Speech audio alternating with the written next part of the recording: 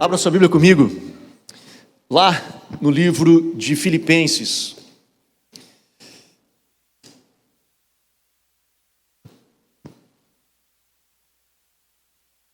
Filipenses, eu quero ler no capítulo 4, e você que gosta de ler a Bíblia, você gosta de estudar a Bíblia, o livro de Filipenses, ele é um livro conhecido como uma mensagem de Paulo nos exortando à alegria, a vivermos em alegria, a estarmos voltados a esse sentimento, a expressão da alegria. Tanto que ele diz várias vezes, alegrai-vos, outra vez digo, alegrai-vos no Senhor.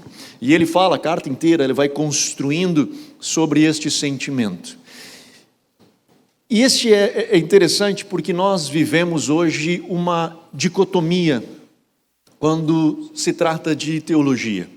Nós vemos, por um lado, dentro da teologia, um ramo da igreja evangélica mais neopentecostal, que fala sobre o que a gente chama da teologia da prosperidade, onde ela diz que Deus nos chamou a sermos pessoas prósperas, o que de fato é verdade, mas que dentro dessa prosperidade nós só teremos vitórias e não teremos dificuldades, não teremos enfermidades, não teremos problema, tanto que o mote de uma dessas igrejas é pare de sofrer, venha para cá e pare de sofrer.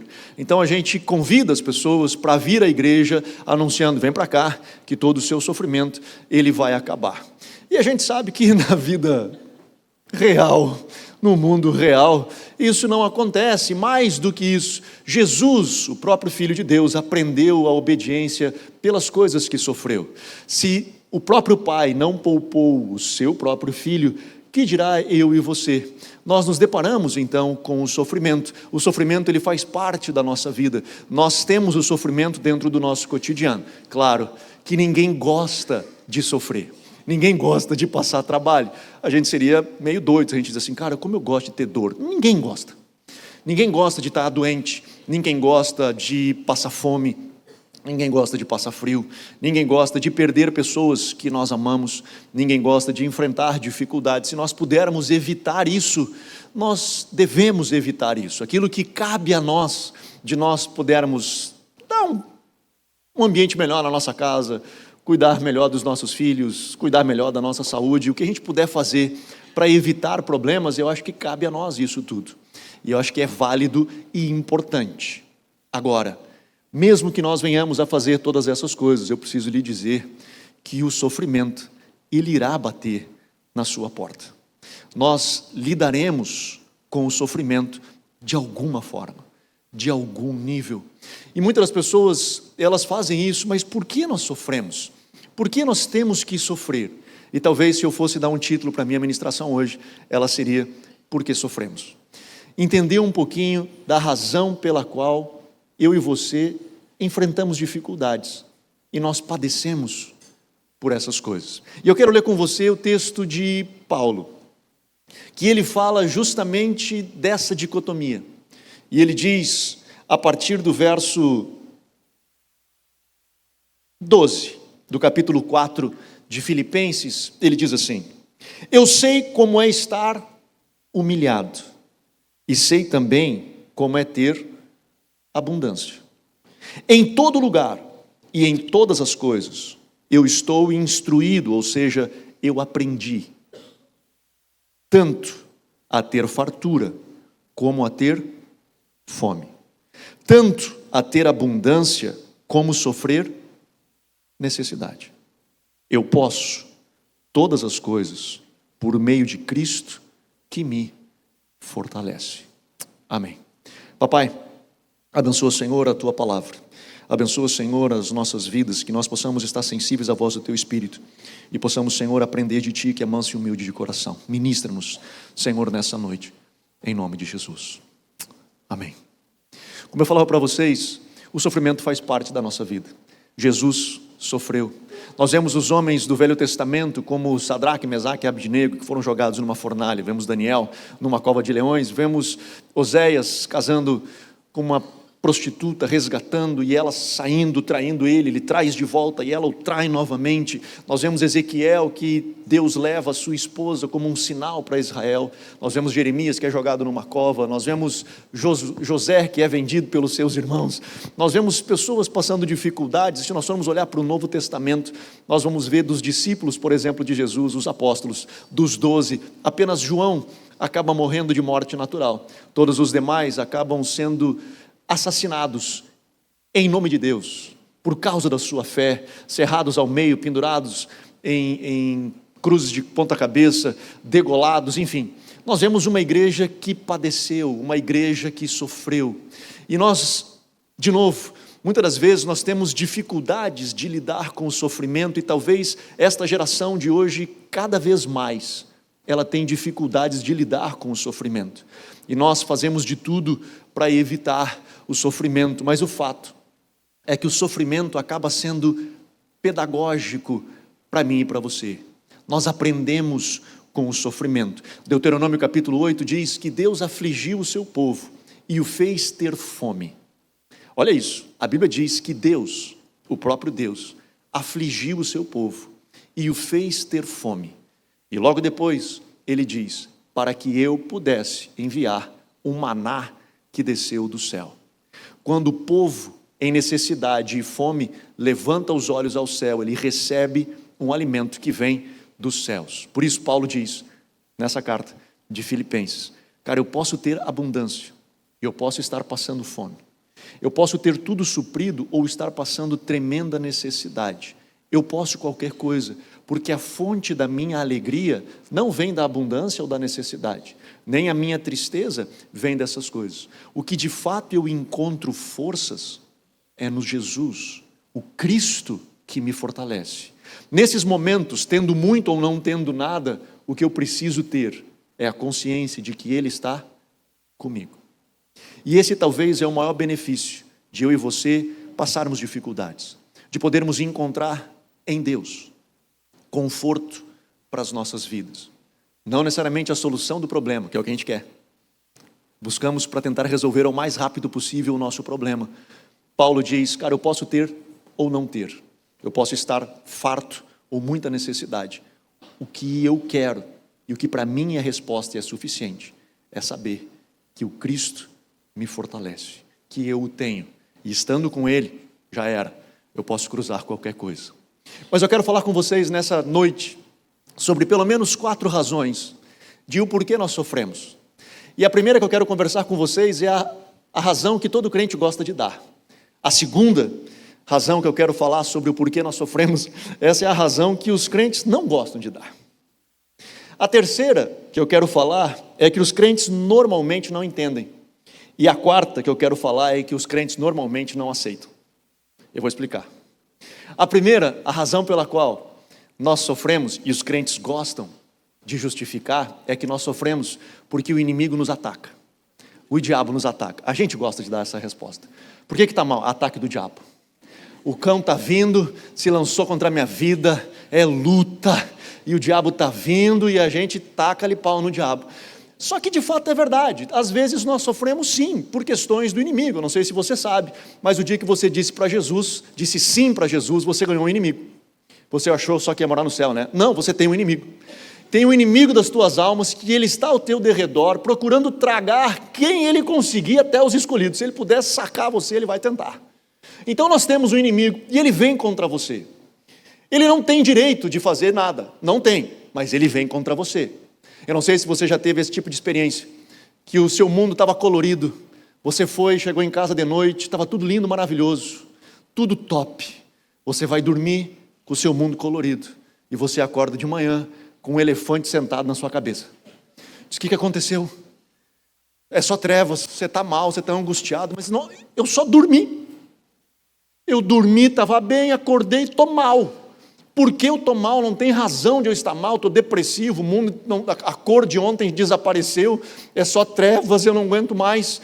Cara, o inimigo ele vem contra as nossas vidas. E muitas das vezes a gente tem que só se posicionar e dizer, cara, desculpa, mas não vem em mim que não vai colar.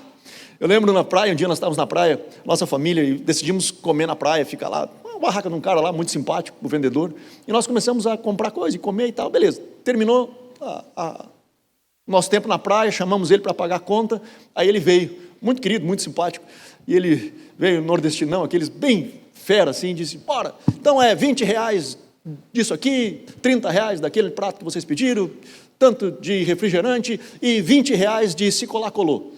Daí, mano, eu sou italiano, entendeu? Eu não gasto dinheiro com bobagem. Então, assim, opa, como é que é? R$20 do quê? Não colou. Porque se colar, colou, né? Ele der R$20 de se colar, colou. 20 do quê? Não colou. Claro que ele estava brincando, era a brincadeira dele, mas o diabo faz isso com a gente, cara. Ele joga uns negócios, se colar, colou, e às vezes cola. E a gente abraça aquele mundo tenebroso, aquelas trevas que caiu sobre a gente passa o dia, e esse não é o pior é que o nosso dia está estragado, a gente consegue irradiar essa raiva, essa ira por todo mundo que está ao nosso redor, ou seja, a gente estraga a vida de todo mundo ao nosso redor. E o que aconteceu com esse maluco? Acordou com o pé esquerdo, acordou. E não só acordou, como deixou o pé esquerdo de todo mundo aqui, no escritório, na empresa, na família, sai todo mundo escutando assim, cara de cruz, credo. Esse bicho não dá para conversar. Porque a gente está mal. Eu lembro uma vez, logo que a gente casou, eu e a Miriam, faz tempo, né? Eu estou com 27 anos de casado, faz tempo. Mas eu nunca tive isso, cara, eu nunca tinha esse negócio, e eu comecei a ter casado de que eu acordava sendo sufocado, assim. Era como se tivesse sendo sufocado mesmo, a ponto de eu estar de olho aberto e não conseguir falar. Eu não conseguia falar, eu cutucava a Miriam, eu acordava ela, e tipo, ora por mim, ela orava por mim, foi, e voltava a dormir. Isso começou a acontecer seguidamente, e era muito doido isso, até que um dia, e eu não gosto de acordar de noite, eu tenho um problema, então o inimigo foi logo me atacar num negócio que eu tenho sérios problemas. As crianças já sabiam, quando eu era pequeno, que elas acordavam de noite e vinham já na mãe, porque se elas viessem em mim dizendo, pai, está doendo, eu digo, vai dormir que amanhã passa. Que não me acorda, cara, eu tenho um problema no sono, entendeu? Dormindo não é um negócio. Então, eles já iam direto na mãe, aí ela me empurrava, aí eu, tô bem, beleza. Mas eu ia só entender no outro dia. Eu xingava as crianças, tadinhas das crianças, pobres. Mas enfim, cara, e aí, um dia eu me acordei de noite, indignado, e digo, não dá, chega, acabou. E eu lembro que eu levantei, eu disse, agora eu vou acabar com esse troço, cara, chega desse negócio, porque ele está me atacando, eu estou sofrendo, e eu não estou, acabou. Eu lembro que eu levantei, e eu fui para a sala, e eu não enxergava esse espírito, esse demônio, eu não enxergava, mas eu sentia ele. Eu comecei a orar em autoridade, comecei a caminhar na direção dele, onde eu sentia que ele estava, e ele foi indo para trás, até que ele chegou na parede e saiu pela parede. E foi embora. Nunca mais ele me atacou a partir daquela noite. Por uma única razão, onde eu disse, não, só um pouquinho, essa é a minha casa. É a minha casa. Quem vai habitar nessa casa é o Espírito Santo de Deus e não mais nenhum capeta que... Nada do cão vai ficar aqui. E assumindo a autoridade, dizendo, não, cara, eu não vou sofrer por causa disso. E ele tem que ir embora. Por quê? Porque o Senhor nos deu autoridade para pisar serpentes, escorpiões, sobre todo poder maligno, e nada nos causará dano. Então, cara, quando o diabo tenta, é barbada, mano, porque a gente só se posiciona na nossa autoridade, e a gente diz, acabou, diabo, chega. Então, se você está sofrendo por causa do diabo, é fácil de resolver, é só mandar ele embora. Olha isso, cara, tá top. Mas aí vem o segundo problema, e esse os crentes não gostam muito, que a gente sofre por consequências das nossas próprias escolhas, de caminhos que nós fazemos. É mais ou menos assim, o cara chega, sai de manhã, toma um banho quente, inverno, gaúcho, tira a camisa, cabelo molhado e vai correr. Volta com pneumonia. Aí ele diz, o diabo se lançou, diz, não, mano, tu foi idiota. Tu é muito burro, porque olha o que tu está fazendo com a tua própria vida. Como é que tu faz um negócio desse? Tu precisa ter consciência de que as tuas atitudes vão gerar consequências para você. Então, cara, não dá a gente fazer determinadas escolhas erradas e achar que tem que dar certo. Se você está fazendo escolhas erradas, as consequências das tuas escolhas, elas vão vir para você. Significa que tudo que a gente está sofrendo é consequência da gente? Não. Eu preciso saber, eu preciso entender. Por que eu estou passando o que eu estou passando? Eu fiz escolhas erradas? Se eu fiz escolhas erradas, eu preciso entender e dizer, cara, eu preciso começar a fazer escolhas certas. Eu preciso começar a mudar as minhas escolhas. Eu preciso começar a mudar talvez as pessoas com quem eu ando, eu preciso começar a mudar o ambiente onde eu estou inserido, mas eu preciso começar a mudar. Seria uma idiotice eu acreditar que as coisas vão mudar e eu continuar fazendo escolhas erradas. Eu preciso entender esse processo. A Bíblia fala disso: se eu plantar na carne, eu vou colher na carne; se eu plantar no Espírito, eu vou colher no Espírito. Nós recebemos consequências das nossas escolhas. Então, muitas das vezes, nós estamos sofrendo por escolhas nossas. Não tem nada a ver com o diabo. Não tem nada a ver com os outros. Porque é fácil, né? A gente gosta de culpar os outros. Normalmente a gente acha culpado. Nunca é a gente, né? Sempre é alguém que fez. Eu estou assim por causa do fulano, eu estou assim porque não sei o quê, eu estou assim. Eu não quero entrar nesse aspecto, já falei outras vezes aqui. Uma coisa é culpa, outra coisa é responsabilidade. Talvez não seja a sua culpa, mas sempre será a sua responsabilidade mudar essa realidade. Sempre será a sua responsabilidade, porque a vida é sua, não é do outro. Então é sua responsabilidade mudar essa realidade. A terceira coisa, que às vezes os crentes eles têm dificuldade, e normalmente os crentes não entendem, é que Deus usa o sofrimento para que nós venhamos a crescer espiritualmente. Ou crescer na nossa vida. Deus usa o sofrimento. Eu não estou dizendo que Deus necessariamente, Ele causa o sofrimento todas as vezes para que nós venhamos a crescer. Eu não estou dizendo isso. Mas que Deus usa sim o sofrimento para crescer.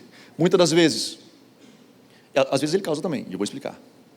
Muitas das vezes nós não estamos enxergando, nós estamos presos num determinado pecado, como por exemplo orgulho, e nós não estamos enxergando. E mano, para você sair do orgulho, mano, você vai ter que tomar-lhe um tombo. Se você não tomar um tombo, você não desce do seu pedestal.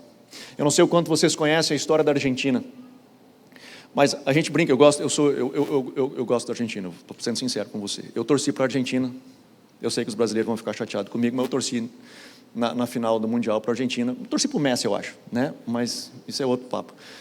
Eu gosto, a gente tem a igreja na Argentina, eu sou muito bem tratado lá, eles sempre brincam comigo, né? Fazem uma pergunta, sempre eles fazem a pergunta: quem foi maior, né?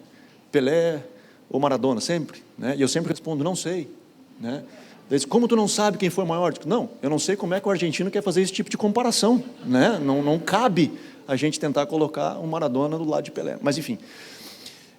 Mas a Argentina ela é conhecida pelo seu orgulho, por ser orgulhoso, principalmente o pessoal de Buenos Aires.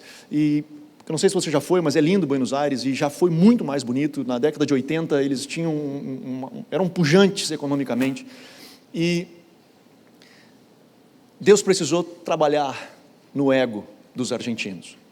Não sei, os mais antigos vão lembrar disso, da Guerra das Malvinas, uma ilha próxima à Argentina, onde começaram a brigar com a Inglaterra para quem era dono daquelas terras. A Argentina dizia que era deles, porque estava perto do território deles, os ingleses diziam que eram deles, e eles entraram em guerra com a Argentina.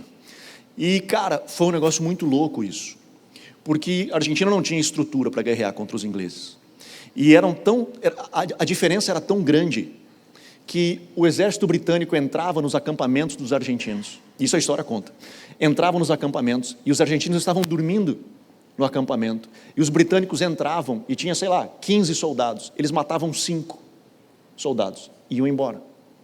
E quando os soldados acordavam de manhã, olhavam para o lado, e o colega deles estava degolado. E eles começaram assim: cara, nós estamos brigando contra quem? Esses caras, eles podem nos matar a hora que eles quiserem, eles estão brincando com a gente. E começou a desafiar o orgulho argentino, aquilo que eles achavam que eram uma potência, de repente ela entra em crise econômica, ela entra em crise de ego, ela entra em crise de tudo que você pode imaginar. Sobrou só uma resposta para a Argentina: clamar a Deus. Sobrou uma resposta: Deus, nós precisamos de Ti. E a Argentina experimenta na década de 80 um dos grandes avivamentos na história da igreja mundial. Deus derrama do seu espírito ali, nós vemos grandes evangelistas, e uma grande conversão de pessoas passa a acontecer na Argentina, a partir do orgulho quebrado. É mais ou menos quando Deus olha para nós e quebra a nossa patinha, e Ele diz: cara, eu preciso quebrar a tua pata. Mas Senhor, está doendo, a minha perna está doendo. Bom, mas se eu não quebro a tua pata, ovelha, tu ia pular no precipício. Então eu prefiro tu mancando com a pata machucada, mas tu está comigo, porque tu estava indo para pular no precipício. Às vezes nós sofremos porque nós precisamos entender algo que nós não estamos compreendendo. Às vezes está acontecendo na vida da gente algumas coisas, cara, que nós não estamos compreendendo. Deus nos ensina a partir do sofrimento, para que nós venhamos a ser aprovados ele testa a nossa fé para que nós venhamos a ser aprovados. Eu sei que quando nós estávamos na escola, eu achava que os professores faziam o teste só para sacanear a gente. Eu não sei se vocês tinham essa mesma impressão. Tanto que quando eu era jovem, eu pensava, um dia eu vou ser professor. Não é que eu queria ensinar, eu queria sacanear os outros. Eu digo, eu vou fazer umas provas bem difíceis, quero ver só a cara dos alunos, me olhando assim, apavorado, para dizer o que foi que ele colocou. Mas a ideia da prova, cara, não é para sacanear os outros. A ideia da prova é que nós venhamos a poder passar de ano. Quando o Senhor nos dá uma prova, a ideia é que Ele venha, cara, tu está passando um teste, eu quero que tu seja aprovado.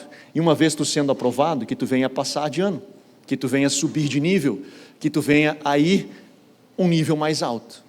A ideia de Deus conosco é a mesma. Quando nós estamos diante de uma aprovação, e é ótimo, cara, nós sermos provados, porque a ideia de Deus é que nós venhamos a ser aprovados, que nós possamos ser aprovados pelo Senhor neste tempo. É fácil? Não, não é fácil. Algumas provas elas são difíceis. O problema é que às vezes nós nos tornamos repetentes a vida inteira. E nós ficamos rodando e rodando e rodando e rodando e repetindo e repetindo e repetindo na mesma prova. E nós não desenvolvemos, porque nós não entendemos que o Senhor quer que nós venhamos a desenvolver nisso. E nós queremos ficar infantis a vida inteira. Deus, muitas das vezes, Ele trabalha conosco e usa dificuldade para trabalhar no nosso caráter. Por exemplo, talvez na sua vida isso é muito comum, a gente tem alguns problemas que é tipo, a gente até ganha salário, mas o mês sempre é mais comprido que o nosso salário. Sempre sobra mês no nosso salário, em vez de sobrar salário no nosso mês, né? Aí o cara fica, meu Deus do céu, e agora como é que eu lido com isso? Eu estou com um problema, e as pessoas dizem, Senhor, eu estou sofrendo, está difícil, sem dinheiro, e meu irmão, e às vezes a gente até faz uma oração, Senhor, eu vou ganhar na loteria, eu vou dar o dízimo, eu vou dar, eu vou ofertar, eu vou ajudar todo mundo, vai dar tudo certo, aleluia, glória a Deus. Cara, a resposta de Deus não é dar para você dinheiro, porque se Ele der dinheiro para você, você vai pagar todas as contas, e você vai continuar repetindo o comportamento, porque você não entendeu como você chegou lá. Se você não conseguir aprender que você está nessa situação porque você fez escolhas erradas, e se eu ficar respondendo para você e tirar você desse sofrimento, eu vou criar um ciclo de sofrimento eterno, porque você não entendeu como sair disso aí. Você precisa aprender, você precisa evoluir, você precisa entender que o Senhor quer te ensinar e dizer, cara, sabe qual é o teu problema?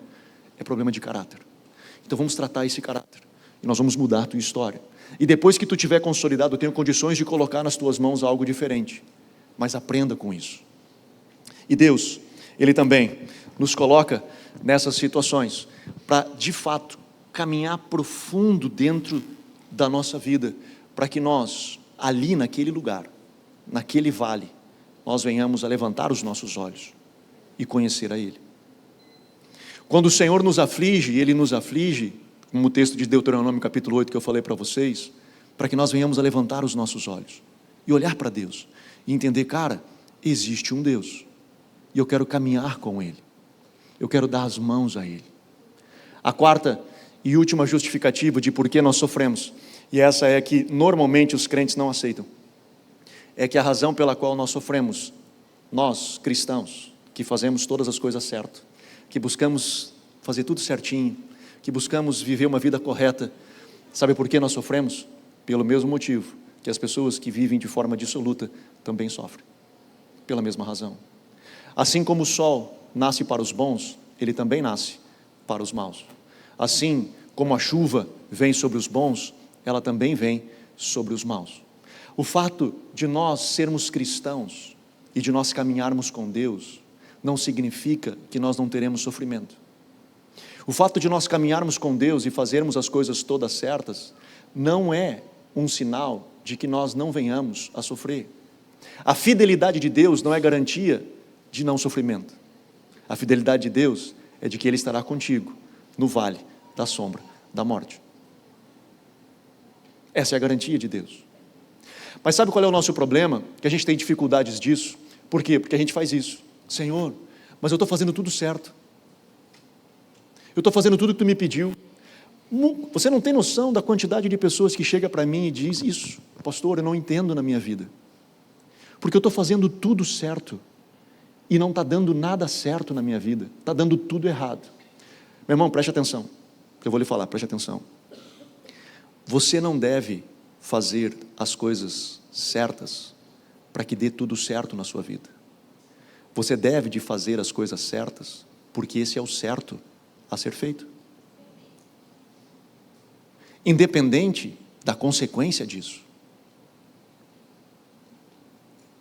Mas Senhor, eu não traio a minha mulher, eu não faço um monte de coisa, e olha o jeito que está a minha vida. Mano, é o mínimo que eu espero de você, marido, que não traia a sua mulher.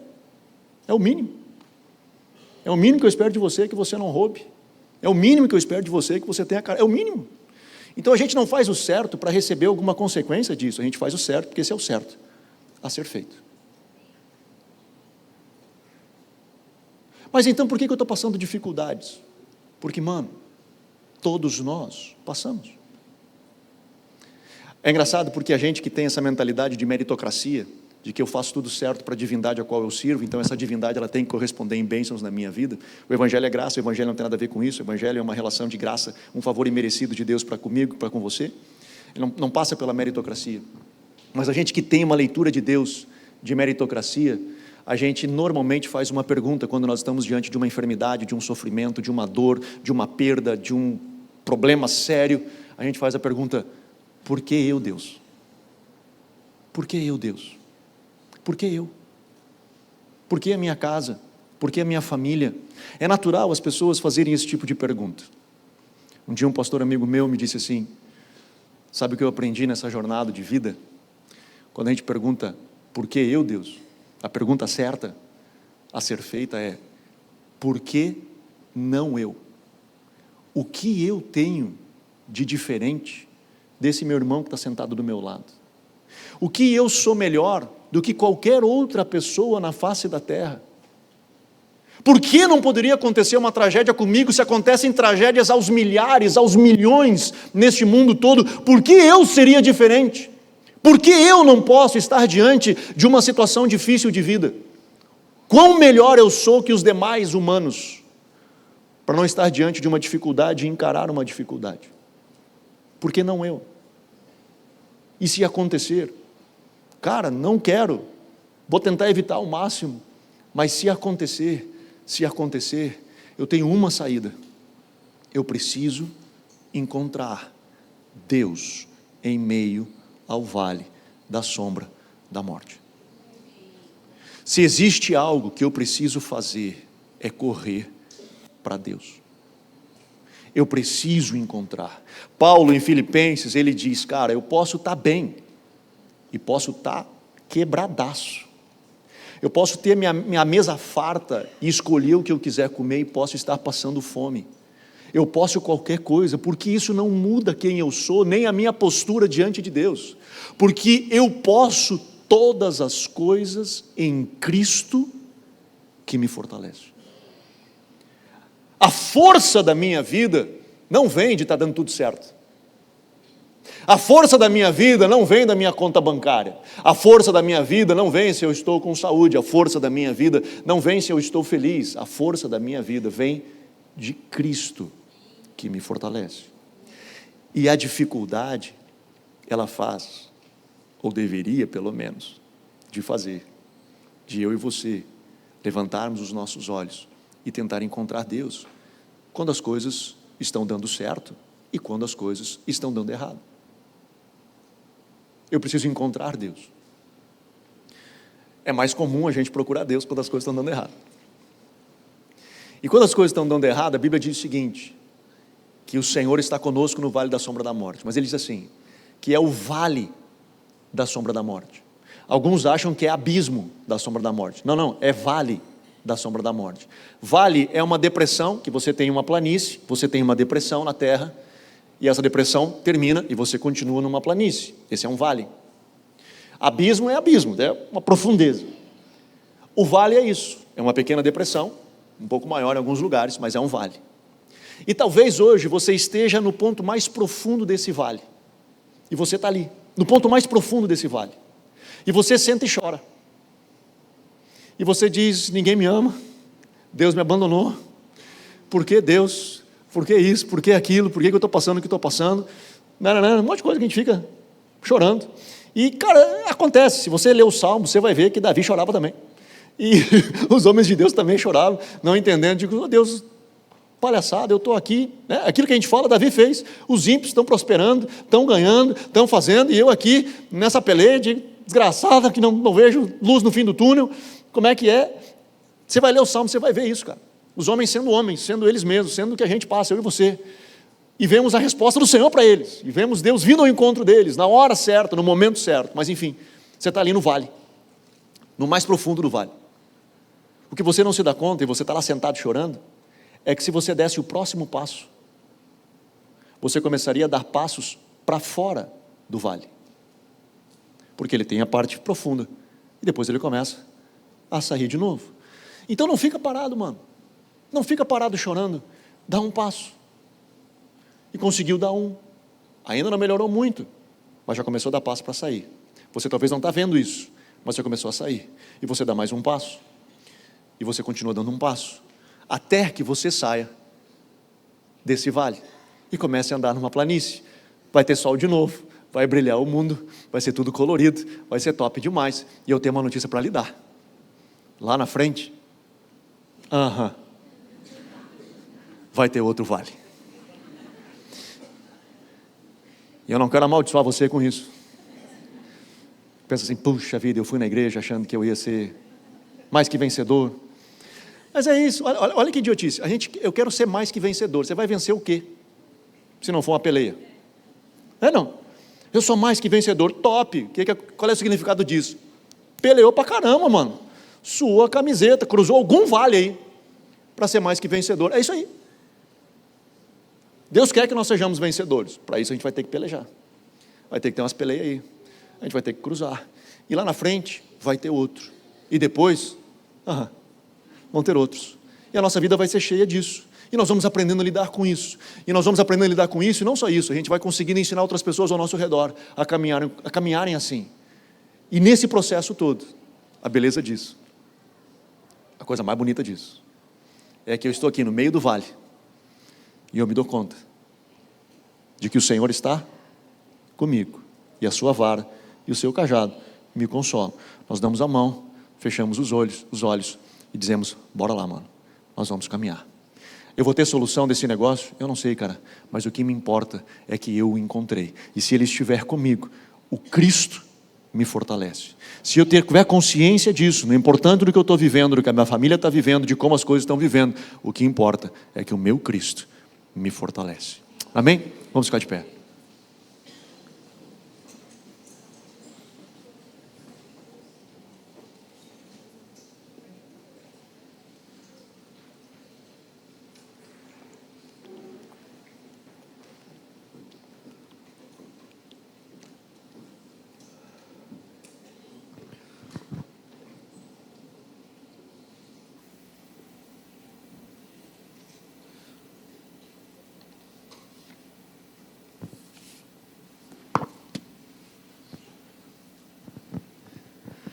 Meus irmãos, eu quero orar com você.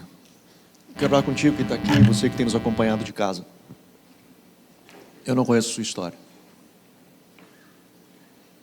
mas eu duvido que algum aqui, que esteja aqui presente ou ainda nos assistindo, duvido que haja alguém que nunca tenha passado por um momento de angústia, de sofrimento. E como nós lidamos com isso? E como nós cruzamos isso tudo?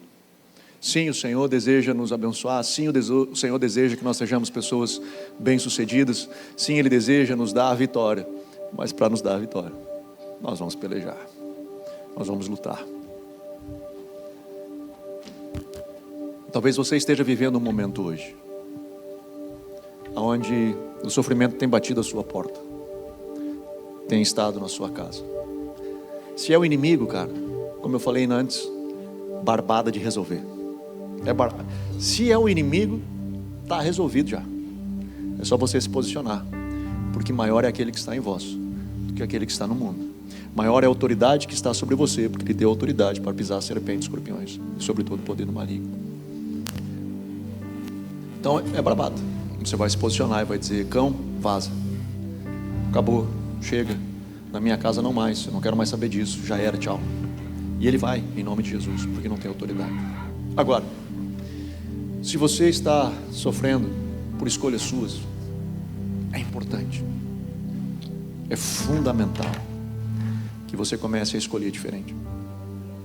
É fundamental que você mude as suas escolhas, que você comece a plantar coisas que vão gerar outros resultados, vão lhe dar outros frutos diferentes dos frutos de sofrimento que você está colhendo.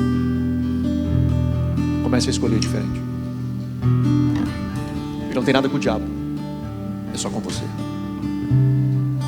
Se porventura você está sentado na sala de aula de Deus e que você não está entendendo porque as dificuldades, você sondou o seu coração, não tem explicação de o porquê as coisas não estão dando certo, você está buscando fazer as escolhas certas, você já orou no seu lugar e as coisas elas não estão acontecendo, mano, essa é a hora de você levantar os seus olhos e buscar encontrar ao Cristo que te fortalece.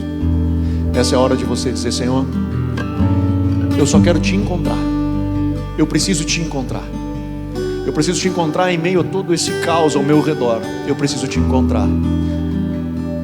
Eu vou ter resposta? Não sei. Ele vai resolver o meu problema? Não sei. Eu vou ser próspero? Não sei. Vou receber o que eu estou buscando? Não sei. Mas isso vira secundário. O que importa é que eu tenho Cristo que me fortalece, que eu consiga encontrá-lo e dar as mãos a Ele. E quando eu o encontro e dou as mãos a Ele, eu tenho a força que dele vem. E aí eu posso dizer como Paulo: cara, posso ter tudo, tá passando fome, tá tudo certo, a vida continua, não muda nada. O sorriso na minha cara não vem de tá tudo certo. O sorriso na minha cara vem de dar as mãos no vale da sombra da morte com o meu Deus e estar ali com Ele, entendendo que Ele está comigo. E as pessoas olham e dizem assim: mas como é que pode, cara? Como é que esse maluco está sorrindo diante de tamanha dificuldade? Como é que esse cara consegue estar vivendo diante de tanto problema? É o que a Bíblia chama da paz que excede todo entendimento, porque ela vem dos céus. Não faz sentido na nossa cabeça, mas nós encontramos o Cristo que nos fortalece. Feche os teus olhos e comece a orar ao Senhor.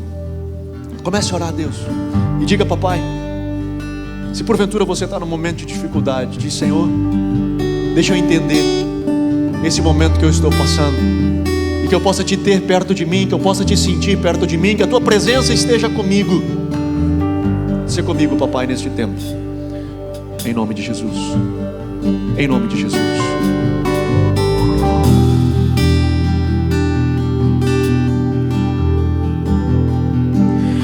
Ainda que eu ande pelo vale da sombra da morte, o teu amor lança fora o medo. Ainda que eu encontre bem no meio das tempestades da vida, não voltarei, pois perto estás. Eu não temerei o mal, pois o meu Deus comigo está. E se o meu Deus comigo está, a quem eu temerei? A quem eu temerei? Oh, não, nunca me deixou na tempestade ou na paz. Oh, não, nunca me deixou quando bem ou quando mal. Oh, não, nunca me deixou. Oh, Senhor, nunca me deixou.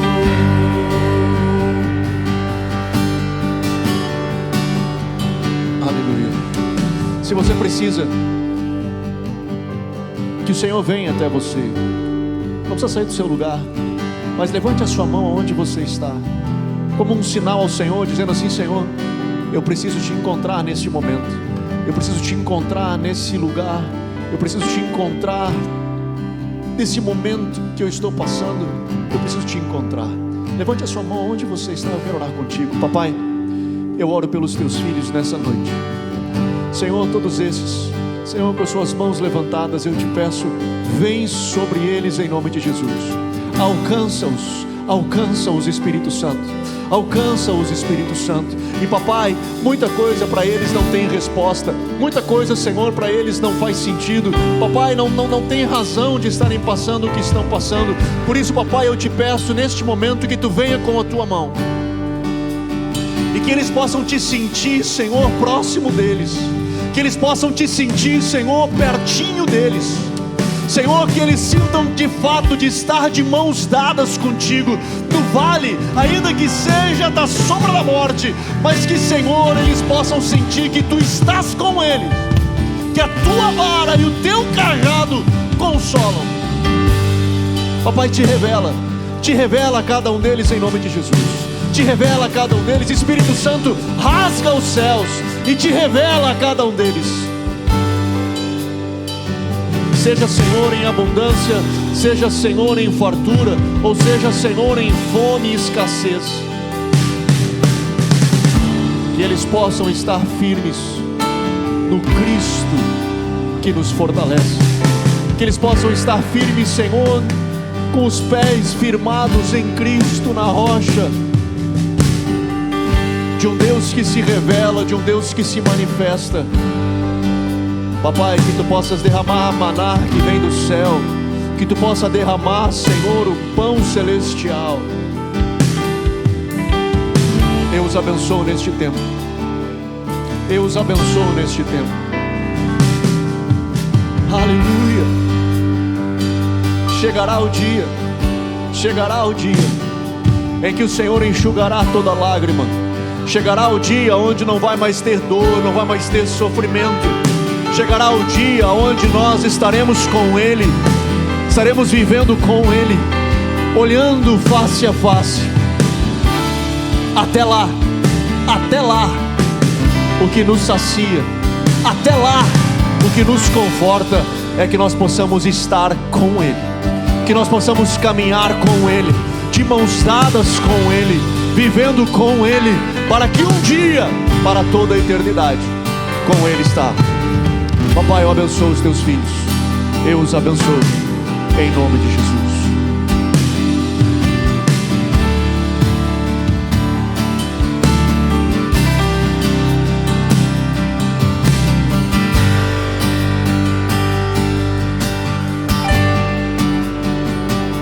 Eu posso ver a luz que está vindo ao coração que espera. Incomparável, gloriosa luz.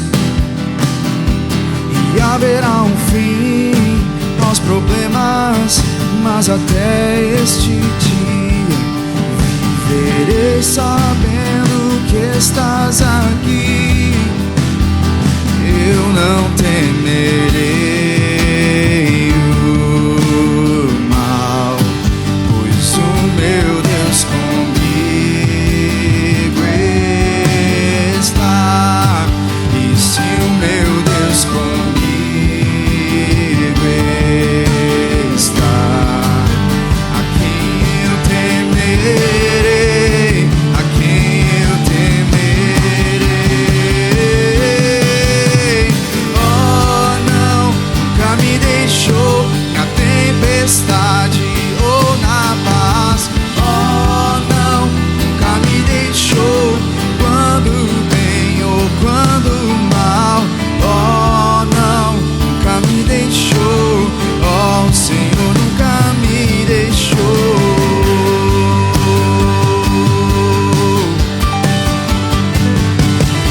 Eu posso ver a luz que está vindo ao coração que espera. E haverá um fim aos problemas, mas até este dia te louvarei, te louvarei.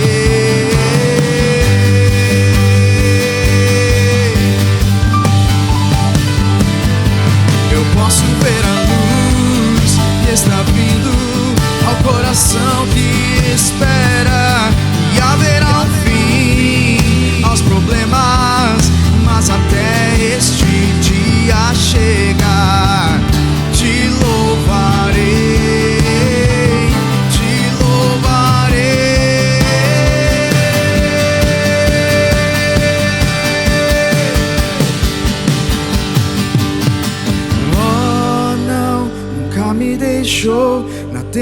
está